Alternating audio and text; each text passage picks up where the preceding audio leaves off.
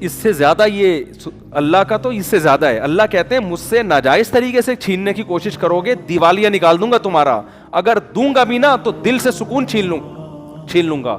دولت کا مقصد سکون ہوتا ہے.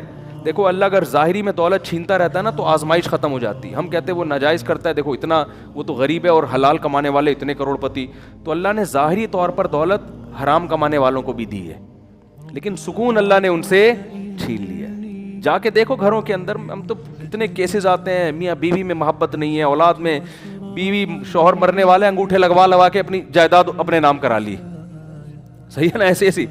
ایک بزرگ نے ایک بڑا اچھا واقعہ سنایا, بہت زبردست, کہ تقویٰ کسے کہتے ہیں, عورت کو ایسا ہونا چاہیے, تقویٰ اسے کہتے ہیں.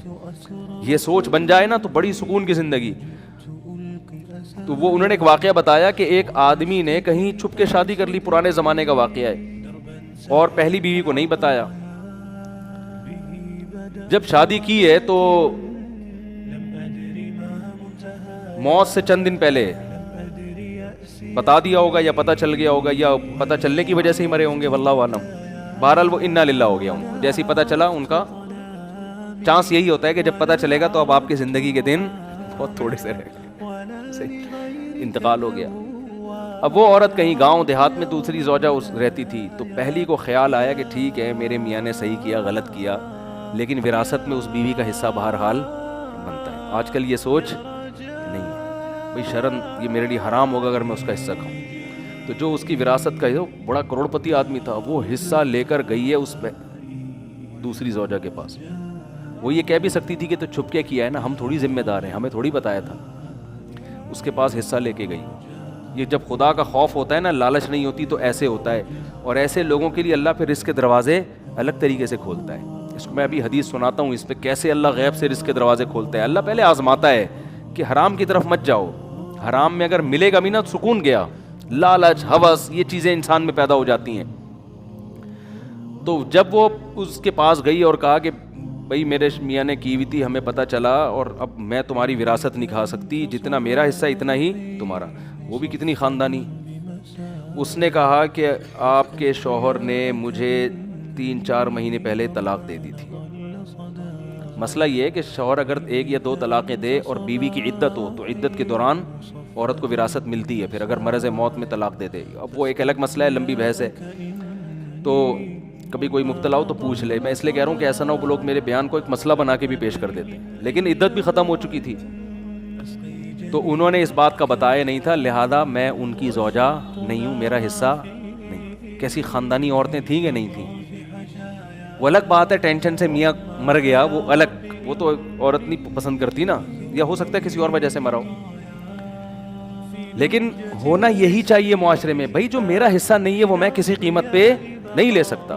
ایک خاتون نے مجھے امریکہ سے فون کیا کہ میرے شوہر نے مجھے ڈیورس دی ہے, تو وکیل یہ کہہ رہا ہے, عدالت قانونی حق یہ ہے کہ آدھی پراپرٹی میرے شوہر کی اب کس کے نام ہوگی, بولیں میرے نام, اور میرا شوہر ایسا, میرا شوہر ویسا, میرا وہ بڑا ظلم بیان کر رہی تھی. میں نے کہا آپ کا شوہر جیسا بھی تھا, نالائق تھا, ظالم تھا, جب اس نے آپ کو طلاق دے دی تو شریعت کی روح سے اب عدت کا خرچہ اور مہر کا خرچہ, اس کے علاوہ آپ کچھ اور لینے کی مجاز نہیں. امریکہ کے لاء کے حساب سے آپ نے اگر لے لیا تو قانون تو کچھ نہیں کہے گا, لیکن اللہ کہے گا آپ کو یہ پیسہ آپ کے لیے حلال. بولتے کیوں نہیں, کہہ رہی میرا میاں تو ظالم تھا. میں نے کہا جو ظلم تھا تو علیحدگی ہو گئی نا, بس تلافی ہو گئی اس ظلم کی, اب نہیں رہ رہا آپ کے ساتھ, وہ ختم قصہ. ہاں بچوں کا خرچہ وہ کہہ رہی وہ تو ویسے ہی دے رہا ہے بچوں کا خرچہ. میں نے کہا بچوں کا لے سکتی ہیں اپنا خرچہ, اور میں نے کہا بچوں کا خرچہ بھی آپ 2 مفتیوں کو درمیان میں ڈالیں, کیونکہ امریکہ کا لاء امریکہ کے حساب سے خرچہ دے گا.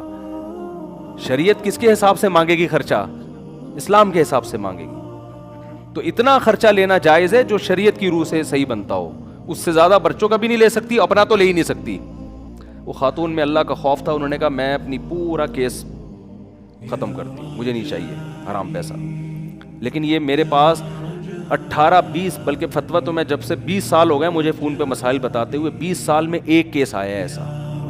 سمجھ میں آ رہی ہے بات. لیکن جہاں مرد کو موقع ملتا ہے پیسہ ہتھیانے کا, مرد نہیں چھوڑتا. جہاں عورت کو موقع ملتا ہے عورت, اور وہ تو کہتے ہیں اب تو قانون ہے. بھائی یہ قانون پہلے خدا کا قانون ہے, خدا نے, اللہ نے قرآن میں بیان کیا ہے عورت کتنا پیسہ لے سکتی ہے, کتنا نہیں لے سکتی, یہ ساری چیزیں قرآن نے بیان نہ کی ہوتی پھر آپ کہتے. تو قرآن ڈیفائن کر چکا ہے. قرآن سے آگے آپ کیوں نکل رہے ہیں بھائی, اللہ سے آگے کیوں نکل رہے ہیں؟ قرآن کے الفاظ دیکھو, فلا وربک لا یؤمنون حتی یحکموک فیما شجر بینہم, اے نبی تیرے رب کی قسم یہ اس وقت تک مومن نہیں ہو سکتے جب تک شریعت سے فیصلہ نہ کروائیں. جب تک آپ اسلام سے فیصلہ نہیں کرواتے اللہ نہیں مانتا. ایسے تو لا الہ الا اللہ پڑھنے پر گورنمنٹ نے کوئی پابندی تھوڑی لگائی ہے.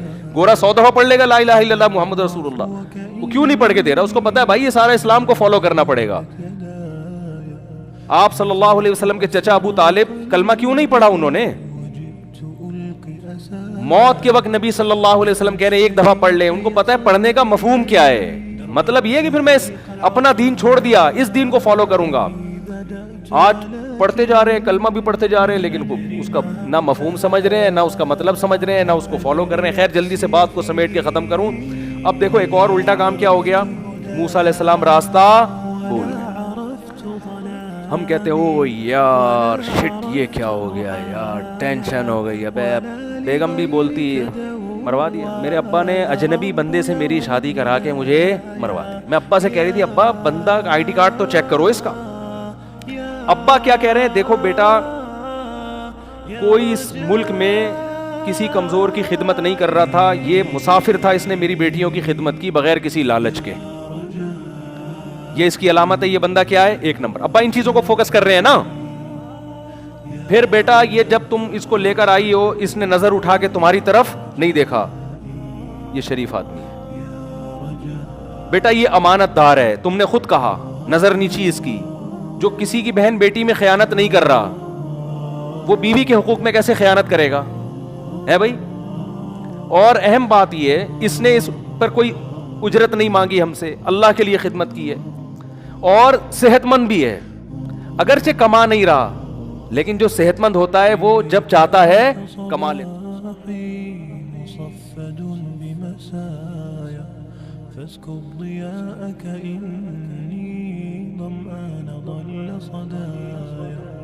إليك أنت صباحي مصفد بمسايا فاسكب ضياءك